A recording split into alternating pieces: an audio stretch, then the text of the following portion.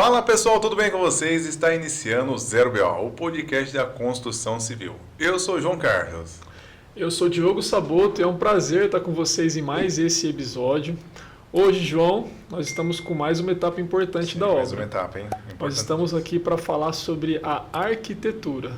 E hoje, nesse dia especial, estamos com o Neto, que é da Neto Figueiredo Arquitetura, para nos ajudar um pouquinho a entender como funciona essa etapa da obra. E agora se inicia o Zero BO, o podcast da construção civil. Neto, boa noite. Boa noite, tudo bem? Neto. Tranquilo? Boa noite, obrigado por me receber. Bem-vindo ao nosso podcast. Obrigado pelo tempo que você se dedica a vir aqui. E a gente precisa esgotar o conhecimento de vocês aí no máximo que a gente pode.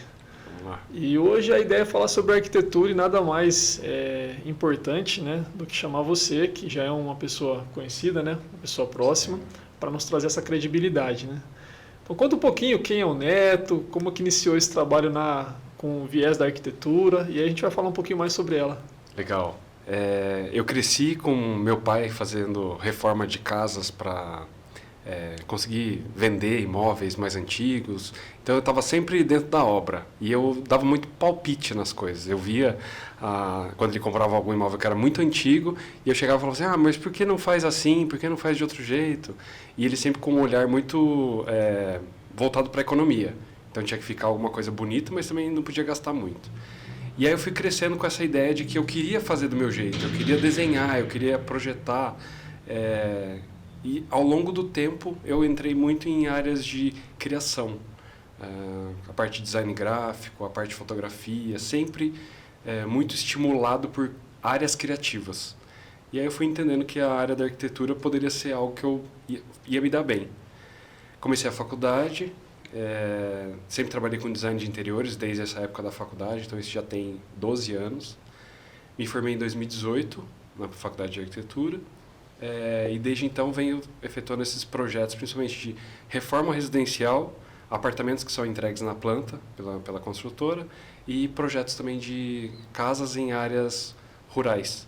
Então o pessoal que tem sítio em cidades aqui na região de São Paulo, a gente faz os projetos aí nos interiores. E você consegue trabalhar e prestar esse tipo de serviço somente no estado aqui de São Paulo ou você consegue prestar esse serviço em qualquer outro local? Se um cliente, por exemplo, lá na Bahia, lá em Manaus, lá em Recife, quiser um trabalho seu, é possível encontrar a sua rede social e te convidar ali a fazer um projeto para eles? É possível, a parte de arquitetura a gente consegue fazer para qualquer lugar do mundo, salvas algumas restrições, principalmente urbanísticas. Então, por exemplo, para fazer o projeto de uma casa numa cidade nova, a gente precisa consultar a prefeitura, entender qual é a legislação local, mas geralmente esses clientes que entram em contato, que são de outras localidades, têm já a casa e quer fazer uma reforma, quer mudar alguma coisa dentro de um ambiente, quer dividir uma sala, quer integrar ambientes. Então isso a gente consegue fazer 100% online. Que legal. E eu fiquei curioso, desde pequeno com essa interação com a obra, e os seus familiares, seus pais sempre incentivaram você a seguir esse caminho. Então, assim, quem mais te incentivou, né? De onde veio esse desejo maior para você continuar nessa área? Olha, meu pai não era muito a favor, não. Ele queria que eu fizesse a faculdade de administração, que eu inclusive entrei na faculdade no primeiro semestre. Na época eu estava servindo tiro de guerra também, então eu fazia faculdade de tiro de guerra, trabalhava na época, e aí tive que abrir mão de uma das coisas e foi a faculdade de administração. Para minha tristeza, na verdade, e a dele também. Mas nunca foi um tema fazer engenharia ou arquitetura, não teve um incentivo assim. Na minha família não tem ninguém que é formado em nenhuma dessas áreas, então eu acho que meu pai não via como uma possibilidade de carreira. A carreira que ele via era uma área administrativa mesmo. Mais próximo da realidade dele naquele momento. Até mesmo para que ele pudesse me indicar coisas para fazer, dentro do conhecimento que ele tinha. Ele também trabalhava com a parte de café, ele tinha propriedade rural. Então, talvez essa área seria mais influenciável para ele, se eu fizesse uma faculdade de agronomia, por exemplo, do que uma faculdade de arquitetura e engenharia.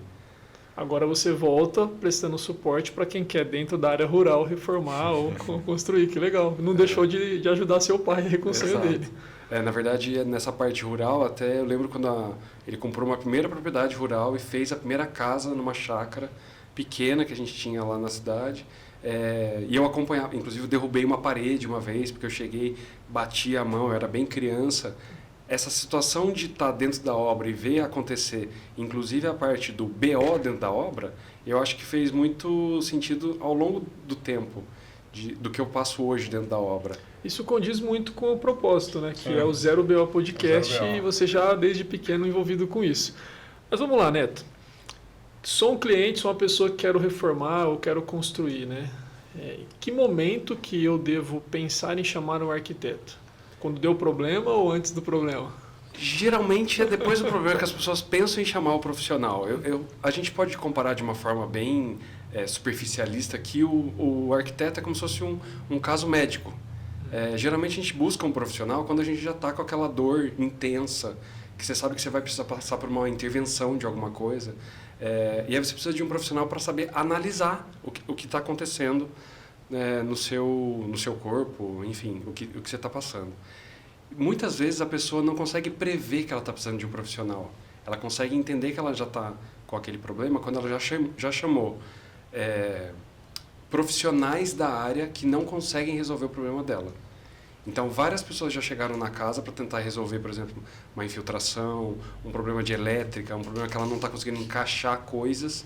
Aí sim ela vai atrás de um profissional que vai conseguir fazer a gestão de todo mundo que vai entrar ali. E aí vem o arquiteto e dá esse suporte, organiza tudo, tira o BO do cliente e entrega um resultado ali conforme a expectativa.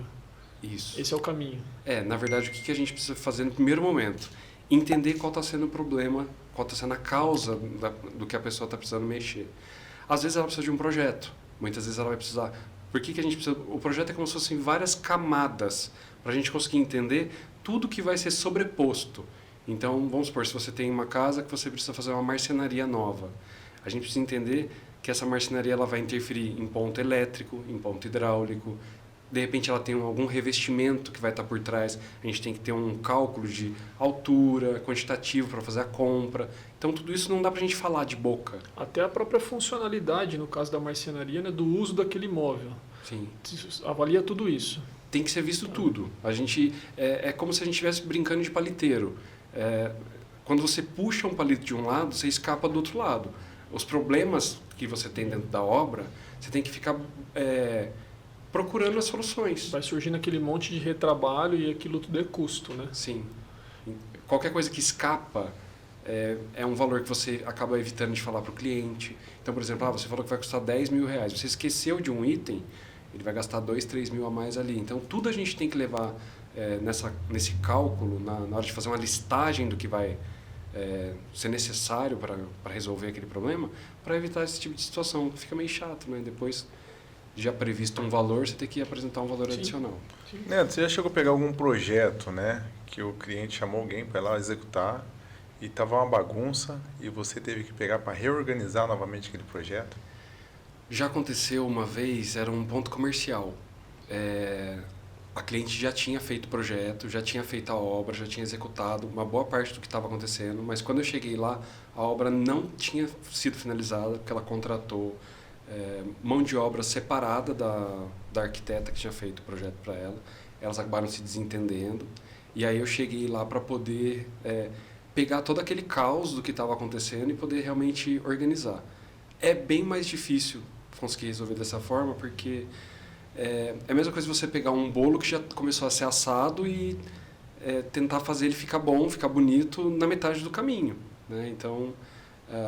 nesse caso a gente conseguiu organizar, deu muito mais trabalho, demorou mais, mas a gente conseguiu achar onde que estavam as pontas sobrando, trocou toda a equipe de execução e conseguiu finalizar para a cliente ficar satisfeita. Mas qual era a situação principal? A cliente ficou insatisfeita com a arquiteta, sendo que na verdade o problema estava na mão de obra. A mão de obra não era qualificada, a arquiteta não conseguiu se posicionar naquelas decisões de contratação. E aí a gente acabou tendo todo esse retrabalho aí, né, para poder finalizar a execução. E é muito comum vocês atuarem junto com mão de obras já conhecidas, né? Até para que você tenha a garantia de que o seu projeto vai ser executado da forma correta e não tem esse ponto, né? E aí essa equipe, você gerencia essa equipe? São pessoas que são terceirizadas ou tem as suas próprias empresas, você indica? O caminho qual que é? Você tem uma equipe completa ou você tem indicações? Hoje em dia depende muito qual é a situação que o cliente quer resolver.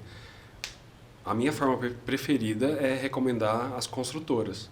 Então já tem algumas que trabalham comigo e a construtora faz tudo.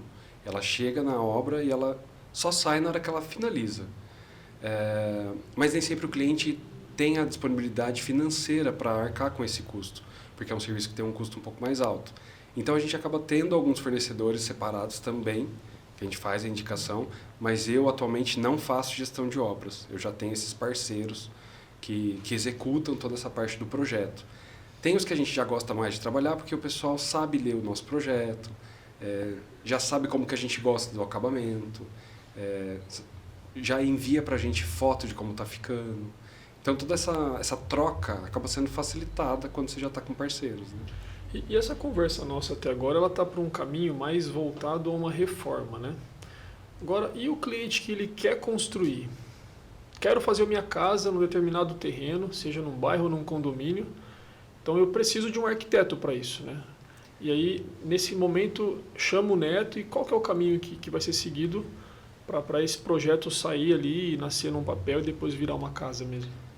A forma como eu trabalho acaba não sendo algo decretado como verdade ou a única forma certa, mas eu costumo trabalhar com 4 profissionais quando a gente vai fazer o projeto de uma casa. A primeira coisa, quando você compra o terreno, por exemplo, a gente tem que fazer uma sondagem no solo para entender se o terreno tem pedra, para entender se o terreno tem uma mina d'água, porque tudo isso vai facilitar ou dificultar a parte da fundação da casa. A gente também vai precisar de um levantamento topográfico. Então o topógrafo vai lá, faz a medição no terreno para saber exatamente as dimensões, como está, se segue como está na matrícula e tudo mais. Isso a gente precisa para dar início no projeto. É a fase inicial. O terceiro profissional seria o engenheiro estrutural, para que a gente possa entender qual vai ser a melhor estrutura da casa. Então, por exemplo, você quer fazer uma casa de 2 andares, que num terreno que é arenoso ou num terreno que tem ali algum que está passando água, algo assim, a gente tem que pensar qual vai ser a melhor estrutura e a gente faz isso em conjunto, eu juntamente com o engenheiro. Pode ser o engenheiro que já trabalha comigo ou pode ser o engenheiro terceiro que o cliente traz, né, e a gente faz isso em conjunto. Aí a gente começa a desenvolver a casa. A gente faz um levantamento de todos os desejos do cliente. Então, eu quero uma casa que tenha tantos quartos, sala, banheiro, cozinha e tal. E tudo isso a gente vai colocar dentro de um levantamento com os dados da prefeitura. Então, na prefeitura está falando assim, eu preciso que a casa tenha essas medidas de recuo, frontal, lateral, e as dimensões mínimas que a gente segue também do Código Sanitário. Terminou o projeto, o cliente avaliou, está tudo certinho, do jeito que ele gostaria que a casa dele vai ficar, a gente passa para o processo de aprovação de prefeitura. Aprovando a prefeitura, está com o alvará em mãos, pode começar a construir a casa. Então, basicamente, são 4 profissionais que a gente recomenda que o cliente tenha em mente a contratação. Entendi. Primeiro eu verifico se o solo, qual é a característica do solo. Depois eu verifico se as dimensões daquele terreno condizem com a matrícula, com o documento, né? Isso. Faço a confirmação que é a topografia. Aí eu faço, de acordo com o solo e com as dimensões, eu faço um projeto de estruturas, juntamente com aquele desenho ali de planta baixa, aquele projeto arquitetônico. Isso. E aí sim, aprova-se tudo isso junto ao cliente, depois aprova-se na prefeitura, e aí o cliente está livre para começar a trazer ali a construtora e erguer a obra. Isso.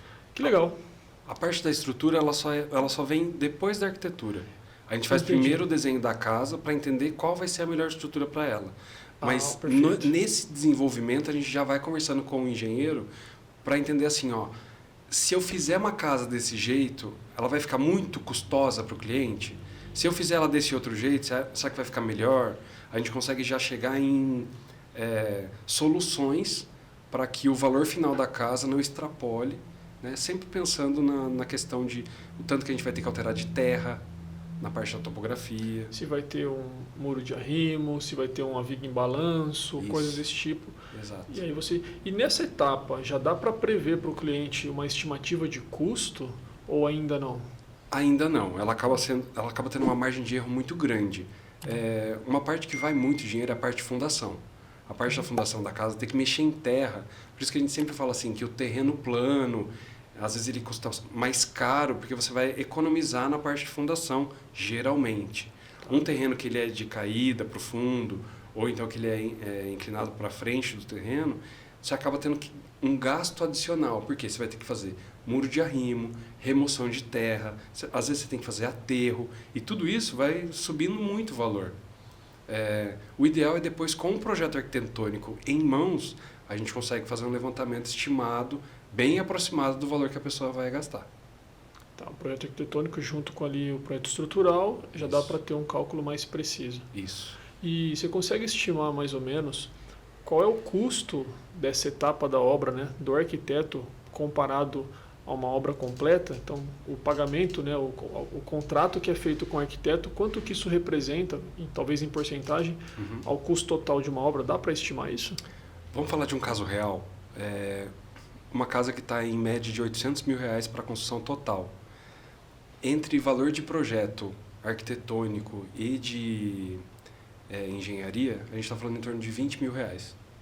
Tá. Então é mais ou menos geralmente elas seguem por valor de metro quadrado, mas o que a gente consegue fazer com o cliente geralmente são pacotes, que aí depende de que cidade que está inserida a casa, se vai ter aprovação de condomínio ou se é uma casa de rua, e serviços adicionais que vão entrando ali Um também. custo até muito baixo comparado à prevenção, né, de problemas que vão acontecer ao longo da obra caso não tenha essa contratação, né? Sim. Mas é difícil, porque tem uns clientes chorão, né? Como é que Aí funciona os clientes chorão? Aquele, não... ele vai ter que escolher se ele chora agora ou se chora depois, né? Mas sempre tem no decorrer, né? Aquela pessoa que às vezes está chorando. Pessoal, estamos com referência aqui, falando que realmente o investimento vale a pena. E você querendo segurar aí o valor, não adianta. Nessa fase não tem como você ficar segurando o valor. Não tem condição de começar um bom projeto, então nem começa a obra, né? Não, é melhor nem começar, né? Vai dar muito BO, e aqui é zero BO. Mas o difícil, às vezes, para o cliente entender é que uma boa parte desse gasto está enterrado, né? Sim. Então, É um desafio. é o que ele não está vendo, né? Ele fala, já foi isso tudo de grana e tudo debaixo da terra. E é onde começa a dificultar dali para cima. O maior desafio, eu acho que quando o cliente está nessa parte, ele está muito animado com o começo da obra e ele só está vendo o dinheiro dele, ele não está vendo nada para cima da terra. Ele está vendo que está indo muito dinheiro e o dinheiro está ficando afundado. Aproveitar esse gancho seu, Neto. Como é que você lida, né, com os clientes emocionados? Que é os que estão realmente todo emocionado. E a gente sabe que no início da obra você tem que ter uma gestão legal, porque lá no final vai faltar essa grana. Como é que vocês lidam mais ou menos com essa situação? A gente acaba tendo que ser um pouco psicólogo, meio amigo do cliente também. Porque assim, eu também estou fazendo meu trabalho ali, eu também estou cobrando por aquilo. E muitas vezes a gente acaba tendo que dar o suporte mais emocional do que técnico. Porque assim, o processo de construir a casa ele não é fácil. Muitas das pessoas vão construir só uma casa ao longo da vida. Ela vai passar por essa experiência uma única vez. Ela vai financiar essa casa. E a gente acaba tendo que ter essa função mesmo, de conversar com a pessoa e falar, não, vai dar certo, vamos lá, vamos resolver da melhor forma aqui. Vai ter imprevisto, vai ter situação que tem que mudar coisas que estavam previstas no projeto, que não dá certo, ou então porque... Vamos supor, o que já aconteceu? Construiu a casa, começou a subir a parede ali, chegou na primeira laje. O cliente entrou no primeiro cômodo e falou assim, cara, tá pequeno isso aqui, não tá do jeito que eu imaginava que ia ficar. Vamos repensar. Esse repensar é possível nessa etapa, mas gera um retrabalho de tanta coisa ali que ele acaba ficando assim com um desgaste tão grande depois com essa mão de obra, que quando ele vai chegando na mão de obra do final, que é esquadria, que vai uma quantia de dinheiro bastante considerável Marcenaria. também. Na marcenaria o cara já está muito bravo, porque ele já passou muita raiva até chegar naquela etapa. E a raiva, quando a gente fala, não é coisas que dão errado, é com coisas simples. Por exemplo, você marca e às vezes um profissional não chega no horário, ou ele não vai naquele dia. Isso vai gerando um certo desgaste no cliente emocional. Às vezes ele falta do trabalho para ir receber alguém que foi lá para fazer o orçamento, algo assim. E a gente acaba tendo que fazer esse suporte mesmo de, não, fica tranquilo, vai dar certo e tal. Então, contratar a sua consultoria também para gerenciar essas etapas é economizar no remédio, né? A gente fala que acaba tendo que ser algo assim, porque não dá para levar tudo a ferro e fogo. Né? Mas esse exemplo que você deu é muito custoso, porque cheguei num ambiente, o cômodo, o quarto, está menor do que a expectativa que o cliente tinha. Mudar aquilo não é só mudar tamanho de parede, muda a estrutura, que a gente acabou de falar, muda uma série de outras questões, né? Muda a funcionalidade da casa. Sim. E aí o custo fica mais alto. Agora, existe alguma possibilidade, fiquei curioso, Neto, para eu visualizar isso antes de construir? Tem. Na verdade, é um recurso que já existe há bastante tempo, são as imagens 3D, que elas são um pouco mais, digamos assim, fundamentais para hoje a gente fazer um projeto e conseguir mostrar para o cliente como que ela vai funcionar, mas a gente já tem utilizado no escritório agora uma visitação online, que a gente faz um tour com o cliente como se ele estivesse realmente dentro da casa.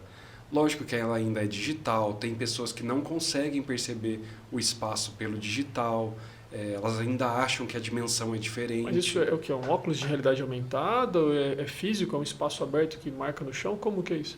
Tem até a função com óculos, mas a gente, como eu faço muita coisa online, a gente faz uma apresentação e a pessoa vê isso pela tela da entendi. casa Movimentando, dela. andando dentro da casa mesmo. Entendi. Isso. A gente tem também um software que cria as imagens em 360 e você consegue navegar dentro desse ambiente. Mas eu acho que a percepção de espaço acaba ficando um pouco mais limitada. A gente coloca os mobiliários para que a pessoa entenda o tamanho da cama, o tamanho da mesa, a gente coloca personagens, mas muitas vezes a pessoa acaba não tendo a percepção ótica mesmo, de poder se imaginar dentro daquele ambiente. Né? Imagina só a pessoa já transitando ali nos seus cômodos, na realidade virtual, vendo tudo. Isso aí a esposa começou a falar, eu não estou vendo nada. Não, peraí, tá aqui. Olha esse projeto aqui que já está pronto. O resto deixa a obra seguir tranquila. É muito bacana, viu? Bacana mesmo. Ô Neto, já teve algum momento ali que você foi pego de surpresa num projeto, né, juntamente com o cliente ali, e você teve que se virar nos 30 ali ou não? Porque tem cliente às vezes meio trabalhoso, né? Como é que seria mais ou menos a conduta que esse cliente trabalhoso? Porque sempre tem, o que às vezes quer custear, bate o pé, não quero fazer dessa forma. Como é que é a flexibilidade para lidar com esse tipo de cliente? Olha, eu lembro de uma cliente uma vez que antes dela fechar, ela me mandou mensagem assim: eu quero que se eu virar para você e falar que eu quero colocar um vaso sanitário no meio da minha sala, que você coloque o vaso sanitário no meio da minha sala. Mas aí não seria uma arrogância, não? Não, porque assim, pode ser visto dessa forma, mas ela quis dizer assim, o projeto é meu, Sim, a minha casa, eu estou pagando para o profissional fazer a minha casa. Sou eu que vou digitar o que eu quero aqui. E eu acho que a gente fica numa linha muito tênue entre o que é técnico e o que está errado com o gosto do cliente. Sim. Então, por exemplo, se o cliente quer especificar alguma coisa que a gente sabe que vai dar errado, a minha função é virar para ele e falar assim: isso não vai funcionar. Eu, como arquiteto que você me contratou e pagou para que eu faça isso por você, estou te falando, não vai funcionar. Você quer colocar? A gente coloca, não tem problema. Mas no histórico da conversa está aqui. Não recomendo que seja instalado e tudo mais. Mas tem muita coisa que ela é mais assim, perante uma norma, isso não é recomendado. Perante uma questão de acessibilidade, não é a melhor solução, mas vai funcionar. De repente o cliente viu em algum outro lugar daquele jeito e quer fazer daquele jeito, a gente coloca. Mas a maioria das vezes a gente recomenda, fala, olha, não vai ficar bom e tudo mais. E eu sempre tenho essa postura, a de trazer a informação, mas fica o cliente a critério dele colocar de um jeito ou não. O que vai causar risco para a estrutura, o que vai causar risco de, por exemplo, se a gente fizer desse jeito, uma criança pode cair do balcão. Se a gente fizer de uma outra forma, o vidro vai estourar porque não está dentro de uma norma. Aí a gente não faz. Mas o que é dentro de só uma questão de gosto estético, assim, é o cliente que manda. Sempre tem um cliente ali que às vezes não arreda o pé em alguma coisa, né? E Mas quer, aí- não, e que pé, né? Tem que fazer, né, João? Tudo pode, mas nem tudo convém. Aí o cliente escolhe esse caminho aí. Agora, tem algum momento, Neto, que o arquiteto sai desse projeto, entreguei ali a planta abaixo, o projeto arquitetônico para o cliente, pronto, não é mais a minha responsabilidade, ou você vai do início ao fim da obra até o momento que entrega a chave, tem um momento que você sai, depende do que é contratado, como é que funciona? Depende muito do que é contratado. A gente tem basicamente 2 serviços. O primeiro que é para elaborar o projeto arquitetônico. Então, isso tem os honorários que são contratados. E aí, na hora que esse projeto é finalizado e a gente vai para a parte de aprovação da prefeitura, então, para ter o alvará de construção, a gente começa uma segunda etapa do projeto, que é na verdade não é a etapa do projeto, é a parte do acompanhamento da obra. Essa parte do acompanhamento da obra, ela é muito variável, porque pode ser que a pessoa construa a casa em 1 ano, pode ser que ela construa em 2, em 3, e durante esse período a gente tem que ficar fazendo visita. A gente precisa ir até o imóvel e tal. Então a gente não consegue fechar um valor com a pessoa. Geralmente ele é combinado um valor mensal. A gente pode fazer as visitas dentro de uma quantidade especificada, né, por mês, ou então ela pode ser um pouco mais espaçada. Mas o projeto finaliza na hora que o cliente terminou ali, tá tudo certo, aquela etapa de projeto a gente finalizou. João, tem Vamos uma lá. perguntinha chave ainda para fazer para o Neto, que eu acho que vai ser muito importante. Pergunte. Neto, imagina a nossa audiência, os seguidores acompanhando esse podcast, e eles querem ter 0 BO na obra e a gente está de frente com o arquiteto. Qual é o conselho que você pode dar para essa audiência para eles terem 0 BO na obra? Eu acho que a principal indicação seria para começar o projeto, pegar na parte do orçamento, eu acho que começa a tirar os BOs possíveis. Por quê? Quando a gente pede o orçamento para um arquiteto da elaboração de um projeto, tem muitas coisas que estão inclusas e muitas coisas que não estão. Então, por exemplo, quando você compara um orçamento A com um orçamento B, pode ser que tenha coisas a mais em um ou em outro que você não está conseguindo comparar os dois de forma equilibrada. Então, e aí quando você descobre que aquilo não está incluso? Na hora que você termina o projeto e aí você achou que tinha uma etapa inclusa, o profissional vai te vender esse serviço adicional. Então, eu acho que uma das principais características na busca do profissional é entender que tem várias etapas e perguntar realmente, olha, até onde você vai me acompanhar, até onde está incluso, você já vai fazer a aprovação na prefeitura? Isso vai ter um custo adicional? Você vai acompanhar a obra? Que geralmente é um custo adicional, mas que isso esteja claro na hora da contratação. Porque senão, às vezes você acha que você teve um benefício ou que você contratou um profissional a um custo mais baixo e você descobre que, na verdade, ele não estava te vendendo tudo que você ia precisar. Entregou o desenho e pronto, vira as Isso. costas e vai embora. Isso. Então, eu acho que essa é uma... Hoje a gente trabalha nos orçamentos com pacotes. Eu já discrimino todos os itens que estão inclusos. E o cliente pode optar pelo pacote 1, 2 ou 3. No pacote 1, ele vai ter todos os itens mais incríveis para ele poder visualizar esse projeto. No pacote 2, se ele não estiver disposto a ver uma imagem em 3D, não quero ver o tour, não faço questão de ver elementos que são mais estéticos e tal, a gente tira esse trabalho e a gente consegue reduzir o custo do projeto. No terceiro item é investidor. Eu não quero ver nada desses detalhamentos. Eu quero uma planta baixa simples para eu mandar para a prefeitura fazer a aprovação. Os 3 itens trabalham com a mesma quantidade de metro quadrado para elaborar, só que cada um deles com uma quantidade de detalhamento maior. São mais horas que o escritório vai levar para desenvolver, então cada um deles tem uma faixa de valor diferente. Mas o cliente vê isso tudo detalhado, o que cada um dos itens está incluso ou não. Então, ó, presta atenção. Recebeu 2, 3 orçamentos que são muito separados ali, um do outro, um muito barato, outro médio, outro muito caro. Peça o detalhamento do que vai ser entregue em cada um desses profissionais. Porque senão você pode ter um BO logo no começo da obra aí. Imagina, queimar na largada. Já gasta o dinheiro ali, ó. Ou então, pior, você cria uma expectativa, chega na hora não tem aquele serviço sendo realizado. Difícil, hein? Aí vira aquela correria. Realmente. Neto, vou fazer uma pergunta para você. Todas as áreas têm realmente as dores de cabeça, eu acho que a dor do cliente, né? Hoje o golpe está por aí. A gente sabe que o golpe é diverso, todas as áreas têm, o pessoal aí sabe disso. Existe no meio também algum golpista também, que às vezes se aproveita da oportunidade, né? Que a pessoa está tão doida para fazer um projeto, ele se passa por arquiteto, vai lá. Você já ouviu falar isso no meio de vocês?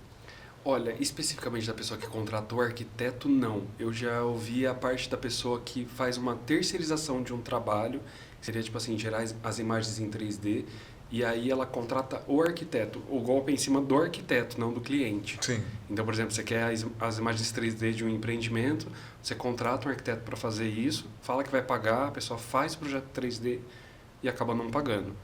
Pro cliente, não lembro de ter escutado falar algo assim, mas a gente sabe das situações do projeto de baixa qualidade ou do projeto muito barato que a pessoa só recebe uma planta e ela não tem toda essa possibilidade de receber a compreensão do projeto e tal. Um detalhamento. Um detalhamento. E como é algo tão importante que você vai fazer, né, como eu já disse, muitas vezes é uma única casa da vida, não ter essa experiência e correr o risco de fazer alguma coisa ruim, acaba sendo algo muito triste. E assim, o valor do projeto, muitas vezes a pessoa pode se assustar no primeiro momento, mas ele na fatia inteira de tudo que você vai gastar na casa, ele é tão pequeno que não vale a pena a economia nessa parte, pensando que... É aquela velha frase que a gente tem. Quando a gente considera o valor total da casa, o valor do projeto... Parcela pequenininha, né? É uma parcela muito pequena. E aí, se você não tiver o recurso para essa pequena parcela, fica estranho você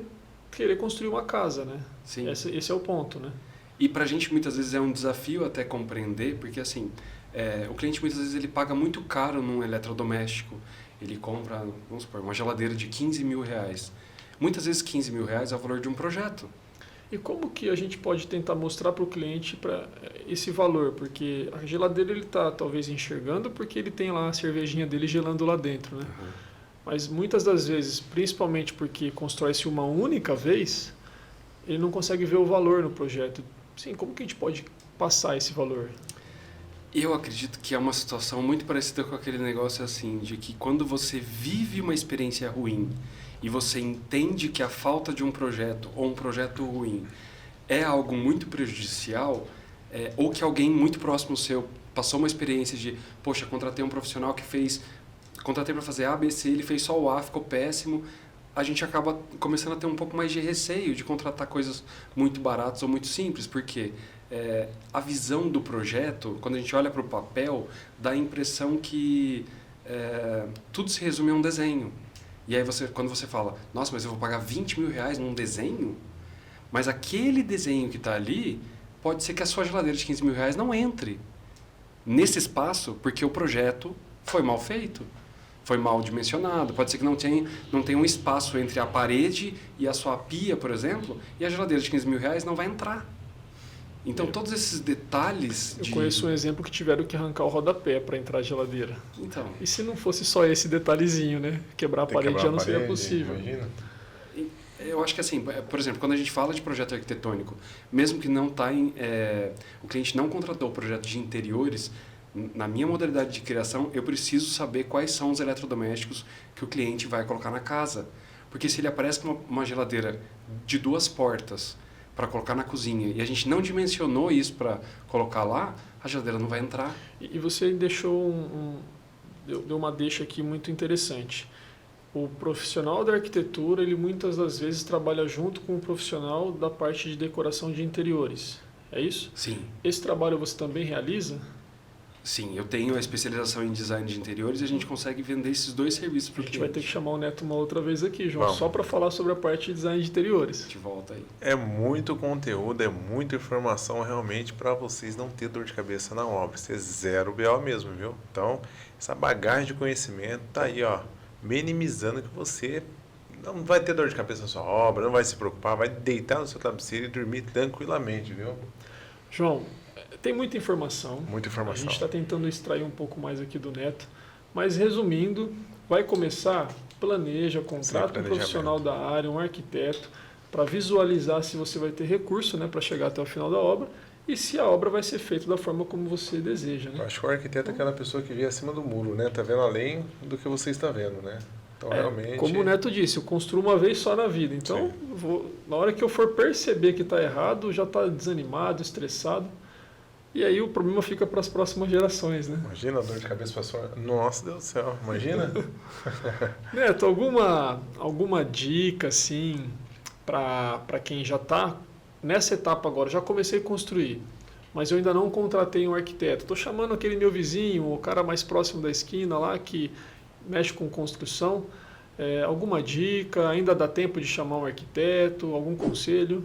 Olha, eu espero que tenha poucas pessoas que estão fazendo dessa forma, porque, querendo ou não, perante a legislação, a gente precisa começar a obra com um projeto aprovado na prefeitura, tudo certinho. Isso pode trazer qual tipo de prejuízo para quem começou a construir sem o projeto? A prefeitura não emitiu o alvará. Ou então, quando ela emitir o habite, né? Na verdade, falei alvará, mas é habite. Quando você finaliza a obra, vai um fiscal da prefeitura conferir se tem aquelas metragens sanitárias. É uma questão de saúde mesmo. Não é só, a prefeitura não está querendo saber se o seu quarto tem 10 metros quadrados porque ela vai querer te cobrar mais por isso ou não. É por uma questão de um ambiente muito pequeno, você tem uma baixa quantidade de circulação de ar. Isso vai te gerar problemas respiratórios. Baixa em quantidade de insolação dentro da casa também vai gerar problemas ao longo da sua utilização. Então, não é por uma lei que ela foi criada com base em nada. Ela tem já esses pré-requisitos que a gente faz esse cálculo tudo certinho. Então, assim, se já começou a fazer a construção e tiver dentro de um parâmetro ok da prefeitura, dá para seguir normal. Se a construção não tiver de acordo, vamos supor, já comecei a subir, estou na metade da parede. Talvez a gente tenha que alterar, talvez a gente tenha que refazer essa parte para que esteja dentro de uma legislação. Mas antes agora do que nunca, né? Se chegar mais para cima, aí fica pior. O prejuízo é maior. Realmente foi uma aula, né? Realmente tirou dúvidas, né? E se quiserem ir mais, a gente vai deixar, né, os contatos do Neto junto com esse episódio, né? Para entrar em contato com ele e tirarem ali as dúvidas que ficaram além dessas que nós perguntamos. Vai ter que voltar uma próxima vez, viu? Então, pessoal, estamos encerrando, tá? Espero que você tenha aproveitado esse momento aqui juntamente com o Neto. Tirou todas as informações, né? Realmente agregou para a sua vida, você não tem uma dor de cabeça na sua obra. Neto, obrigado pela participação, tá? Por compartilhar com a gente essas informações super válidas, né, Diogo? É isso aí, a gente encerra aqui mais um episódio do Zero PO Podcast, junto com o Neto Figueiredo, da Arquitetura. E esperamos numa próxima vez, Neto, ter você aqui de novo no nosso podcast para falar agora sobre a parte de design de interiores, né? Então agradeço mais uma vez pela sua vinda. Obrigado, gente. Obrigado, eu agradeço a oportunidade. Agradecemos. Pessoal, tchau, tchau. Até a próxima. Zero PO.